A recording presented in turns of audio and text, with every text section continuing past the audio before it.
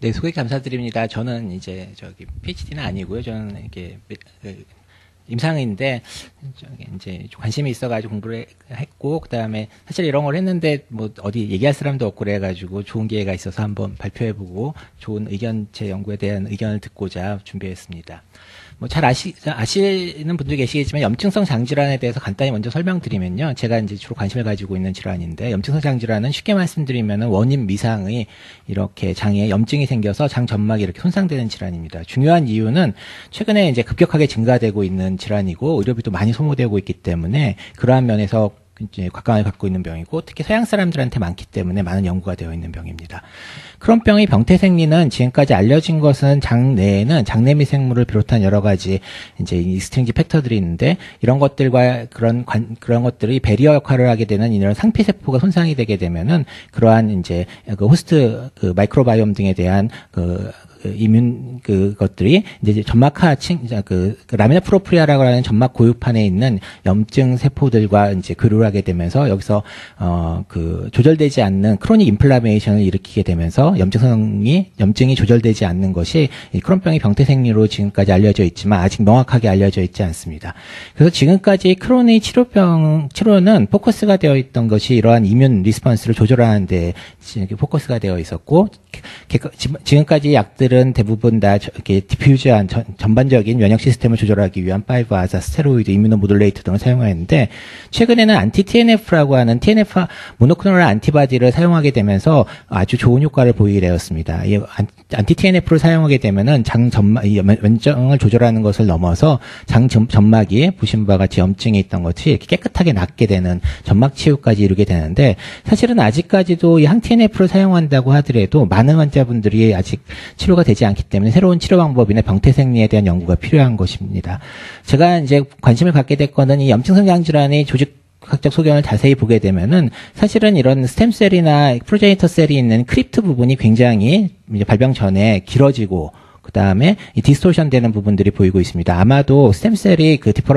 스템셀의 분화와 에피셀 디퍼런시에이션의 변화가 있을 것이라고 생각을 해볼 수 있을 것 같은데, 아직 이 부분에 대한 연구는 잘 없었습니다. 그래서 이제 장 점막은 항상 외부에 있는 미생물이라든지 음식, 여러 가지 인자들에 의해서 공격을 받고 손상을 받게 되면은 레피드하게 리제너레이션을 하는 장기인데, 염증성 장질환은 이러한 리제너레이션이 잘 안 되기 때문에 미코자 베리어가 잘 유지가 되지 않고, 그러면서 크로닉 인플라메이션이 유지되지 않는가. 즉, 제가 생각한 가설은 이거였고요. 그래서 이러한 것들을 페이션트 드리프된 오가노이드를 이용해서 크론 환자에서 에피셀리아 리제너레이션의 능력을 좀 살펴보고자 하였습니다. 기존에 이제 투셀 셀라인이나 애니멀 모델은 이런 것들이 이제 구현하기 힘들었는데, 오가노이드는 다양한 에피셀리아 컴포넌트를 재현할 수 있기 때문에 효과적인 것으로 생각을 하였고, 그래서 이제 환자한테 있어서 내시경을 하게 되고 조직 검사를 통해서 조직을 검체하고 크립트를 아이솔레이션 한 다음에 거기서 페이션트 드리프된 이런 오가노이드를 만들었습니다. 첫 번째로 이 크립트가 얼마나 잘 자라는지, 환자의 어덜트 스템셀이 얼마나 잘 자라는지를 보기 위해서 100개의 크립트를 아이솔레이션해서 얼마나 오가노이드를 포메이션 하는지를 먼저 보았고, 앞서 말씀드린 것처럼 TNF 블럭이 중요한 치료제이기 때문에 이 TNF가 많은 환경에서 이러한 오가노이드가 얼마나 잘 생기는지를 이제 구현을 해보려고 했고, 그다음에 최종적으로는 에피셀리아 베리어라고 할 수 있는 상처가 나왔을 때 얼마나 잘 낫는지 운두 힐링어세이를 이 오가노이드 모델을 가지고 2D 모노크로널 컬처를 이용해서 진행을 해보았습니다. 첫 번째 이제 오가노이드를 바로 크립트를 아이솔레이션하고 그것을 이제 얼마나 잘 자라는지를 이제 기존에 이제 한스 클레버스 랩에서 발표되었던 그런 컨벤셔널 메디아를 통해서 보게 되면은, 일반적인 정상인 환자에서의 이런 각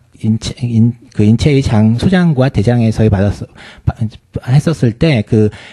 오가노이드의 포메이션 레이트보다는 크론병에서는 오가노이드 포메이션 레이트이 떨어져 있는 것을 확인할 수가 있었고, 특히 크론병이 호발하는 일리움이나 제주눔, 공장과 회장, 소장의 말단 부분에 여기가 크론병이 호발하는데, 이 부분에서는 더 그러한 것이 떨어져 있는 것을 보았고, 이때 저희가 사용했던 메디아는 이게 메인터넌스 메디아, 그러니까 윈트, 그다음 ENRY가 포함된 메디아이기 때문에 스페로이드를 만드는 그런 것인데, 크론병에서는 오히려 이제 스페로이드보다는 엔테로이드가 많이 좀 생성되는 부분들 것들을 볼 수가 있었습니다. 제가 보기에는 아마도 이런 크립트의 그 리컨스티튜션을 하는데 능력이 좀 떨어져 있지 않은가 이것에서 제시하는 걸로 생각을 하였고,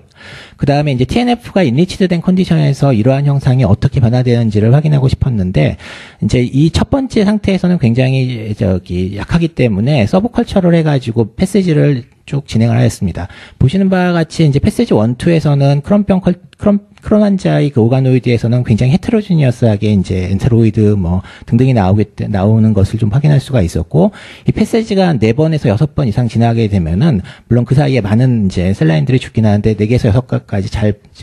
이제 메인테인이 되었던 셀라인에서는 굉장히 이제 호모지니어스한 그런 형태를 보이고 구분이 되지 않는 상태가 되기 때문에 스페로이드 형상이, 그래서 그런 것들을 이런 이제 확인을 하였고, 그래서 이러한 셀라인들을 가지고 TNF의 농도에 따라서 어떠한 변화를 보이는지를 확인을 하였는데, 보시는 바와 같이 장의 구분에 따라서 같은 소장이라고 하지만 위쪽에 있는 제주눔과 아래쪽에 있는 일리움은 구분이 다르기 때문에, 특히 이제 크론병에서는 일리움에 주로 생기고 제주눔 인발브먼트는 드물어서 이제 요것을 이제 구분해서 저희가 분석을 해보았습니다. 그래서 이거는 그렇게 해서 이제 패시지를 4번에서 6번 이상 눌렸고 비교적 이제 스테이블하다고 생각되었던 셀라인을 가지고 TNF 콘센트레이션에 따라서 어떻게 변화가 있는지를 먼저 보았고, 보시는 바와 같이 정상에서는 이렇게 이제 요거는 디퍼런시에이션 메디아, 즉 엔테로이드를 만들 수 있는 윈트를 제거한 메디아를 사용하였을 때 보게 되면은 이렇게 이제 엔테로이드가 형성이 되긴 하지만 TNF를 주게 되면은 흥미롭게도 엔테로이드가 형성이 되지 않고 이렇게 스페로이드 형태를 보이고 농도가 높아질수록 개수가 적어지는 것을 보았습니다.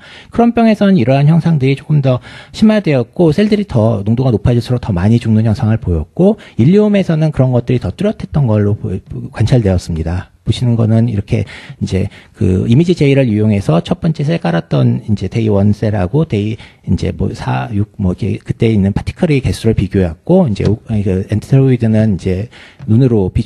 칼큘레이션을 해가지고 비교해서 보았을 때 이제 TNF 알파가 농도가 지나갈수록 셀 오가노이드 포메이션도 줄고, 그 다음에 이제 특히 크론병에서 그런 것들이 더 뚜렷하다는 것을 확인을 하였고, 특히 이제 일리움에서 그런 부분들이 더 뚜렷하다는 것을 확인할 수 있었습니다.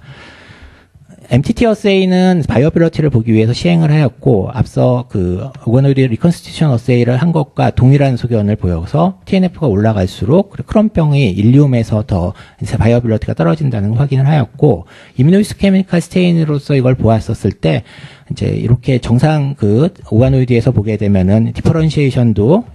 TNF가 없는 오가노이드를 디퍼런시에이션 하게 되면은 뭐 아시안 이제 골브리셀도 잘 분화가 되고 그런 것들 볼 수가 있었는데, 스페로이드에서는 물론 그 스템셀과 프로제니터 셀들이 많아지는 것을 보았고, 그 크론병에서는 이러한 고블리셀이 개수라든지 이런 것들이 적고, 그다음 터널어세이에서 이렇게 에포토시스가 증가되는 것들을 좀 확인할 수가 있었던 것을 보였었습니다. 최종적으로 이게 이제 상처가 크론 환자에서 잘 낫느냐 안 낫느냐, 장 점막에 손상이 있었는지를 보기 위해서 이제 온도 힐링 어세이 키트를 가지고 사용하였을 때도 TNF 크론병 환자에서 이제 온도 힐링이 잘 안 되는 것과, 그리고 좀 더 이제 TNF가 많은 환경에서 좀 잘 안 되고 크론병에서 이러한 환경이 좀 더 어그라베이션 되는 것을 확인할 수 있었었고요. 근데 RNA식을 했었을 때 이제 TNF를 치료했던 군과 치료하지 않았던 군에서 디퍼런시에이션 패턴이 달라지는 것들을 확인할 수 있었고, TNF를 치료하지 않았던 환자에서는 크론병과 정상인에서의 좀 이제 익스프레션이 달라지는 것들, 그리고 이제 TNF를 치료했던 부분에서는 제주눔과 일리움의 차이가 있었고, 여기 보면 이게 이제 크론병 일리움인데 그것과 그렇지 않은 것들과 좀 구분이 있었고, 윈트와 노치 패스웨이도 조금 다른 것 같은데 명확하게 아주 규명하지는 못했었습니다. 그래서 이제 이런 것들이 왜 생기느냐를 조금 더 생각을 해봤을 때, 크론병 일리움에서는 TNF1 리셉터의 그 익스프레션이 많아진다는 것이 이제 잘 알려진 내용이고, 본 오가노이드도 크론병 일리움을 가지고 만드는 상태였는데, 그게 TNF가 없는 환경에서는 뭐 리셉터의 익스프레션이 많지는 않았지만 TNF가 많은 환경에서는 높아지는 것들을 보아서 이런 것들이 그렇게 이제 크론병 환자에서 TNF가 인리치되었을 때 디퍼런시에이션과 리제너레이션에 영향을 미치는 부분이 아닐까 생각을 해보았습니다. 정리해보면은 크론병 환자에서 아이솔레이션된 이제 인테스타인al 크립트의 그 오버노이드 포메이션 어빌리티 능력은 이제 그 정상인에 비해서 떨어져 있고, 이러한 것들이 TNF가 많이 있는 인리치 컨디션에서는 더 서바이벌 레이트가 떨어지는 것을 확인하였고, 운드 힐링 능력도 떨어져서 크론병 환자에서는 이 TNF 인리치드 컨디션에서 에피셀 리저너레이션이 많이 떨어지기 때문에 현재 치료하고 있는 안티 TNF 치료가 이런 것들을 이제 이러한 에피셀리알 리저너레이션을 이제 리스토레이션해서 이제 환자의 그 점막 치유를 호전할 수 있다라는 것에 대한 근거를 시행할 수가 있겠고, 또한 이러한 리저너레이션을 증가시킬 수 있는 이런 약제들이 개발이 향후 이제 크론병 치료에 좀 좋은 부수적인 그 어디셔널한 치료 방향을 제시할 수 있을 거라고 생각하였습니다. 이상입니다.